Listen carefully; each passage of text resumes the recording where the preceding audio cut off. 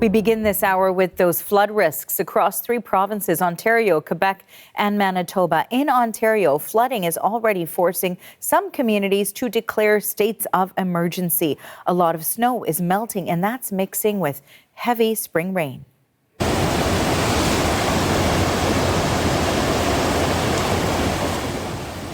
Roads are being impacted. Officials are warning residents that washouts could occur. Communities around Lake Huron have already been particularly hard hit. And across Quebec, there are flood warnings and watches in place as well.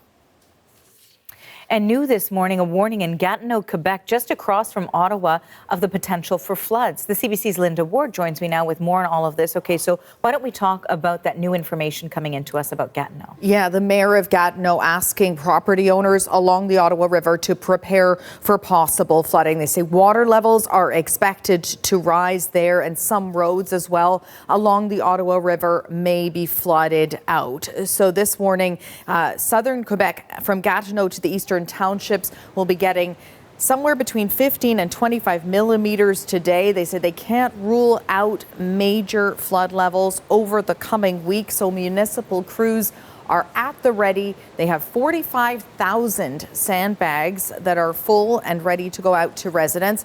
Montreal and Laval are preparing too. Montreal has launched a flood response plan, and they say their additional measures may be rolled out in the coming days, depending on how high those water levels rise.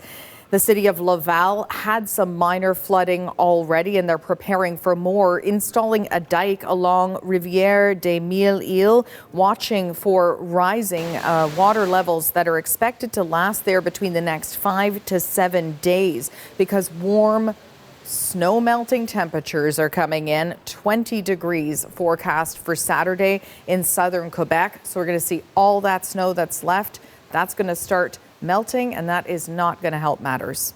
So that's some of the new information coming in from Gatineau as well as parts of Quebec. Let's talk about Ontario as well, because we know parts of the province are already under a flood warning. What's the latest? Yeah, a wide swath of the province. We can show you a map and the various levels of flood warning that we're looking at. When you look at this map here, the red, that's warning of flooding either from the Great Lakes or from rivers. The orange, that's a flood watch, and the yellow are watershed conditions statements. So this goes all the way from Lake Ontario and Lake Erie north to Sudbury and North Bay for those flood warnings, and Timmins for those watershed conditions statements. Sudbury and North Bay, we know they have already been dealing with flooding there, but I want to show you what's going on in Manitoulin Island and this very dramatic imagery that we're seeing coming out there with the rushing waters. The municipality asking volunteers to help fill sandbags. Roads are closed, washed out. This is day 2 of a state of emergency there. Central Manitoulin is also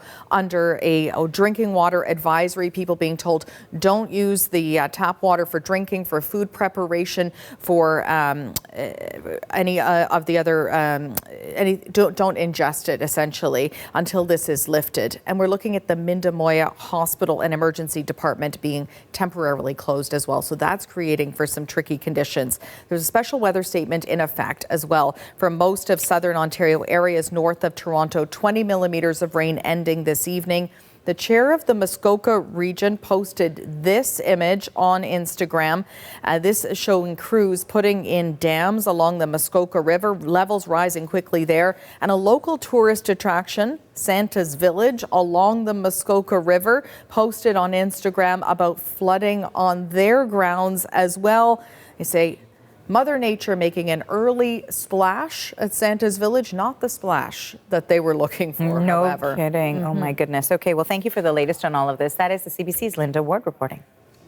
Now, meanwhile, over in Manitoba, a wintry storm is set to move through parts of the province, but there's already flood worries in the south. The CBC's Cam McIntosh is with us now from Winnipeg, where there's a special weather statement in place. So, Cameron, what are the conditions like where you are? Well, Arthi, here we are. We're well into spring. We're past Easter, yet winter is really reluctant to let its grip go here. Right now, Winnipeg and southern Manitoba are under a special weather statement calling for a winter impulse event. What that could look like here in Winnipeg later today is freezing rain, potentially snow, up to 5 centimeters. go further west, the situation gets worse. In the Brandon area up to Riding Mountain Provincial National Park, we're looking at between 5 and 10 centimeters of snow, and that gets progressively worse the further west you go into Saskatchewan and even into Alberta. What that means is more moisture hitting the ground. Now, here in Manitoba, the spring flood outlook was calling for a low risk of flooding. Earlier this week, the province upgraded that to moderate. So right now, that's what we're looking at here. These cold temperatures, on one hand, they slow the spring runoff, but on the other hand, when you put more moisture into the mix, potentially freezing rain and snow, particularly in areas that are prone to flooding, low-lying areas, that potentially creates a problem. Here in Winnipeg, the flood risk was considered low. It has moved to moderate over the course of the weekend.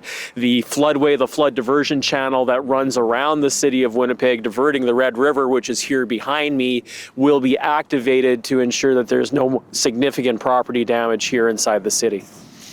Now, Cam, of course, that storm will bring some additional moisture, but we know that some people were already looking ahead to next week after provincial officials issued a preemptive flood bulletin this week. So tell us a little bit more about that.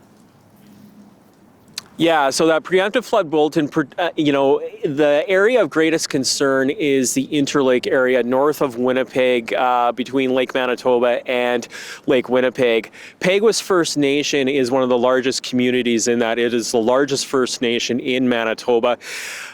Back in 2022, and we have some pictures here, the First Nation flooded badly. In fact, almost 2,500 people needed to be moved from their homes. Some of those people still haven't returned because the community hasn't been able to repair and rebuild everything yet. It's bracing for possibly a equal, if not worse, flood event. Preparations have been ongoing there now over the past couple of weeks. The Premier is actually going to tour that community today. The flood risk there remains high.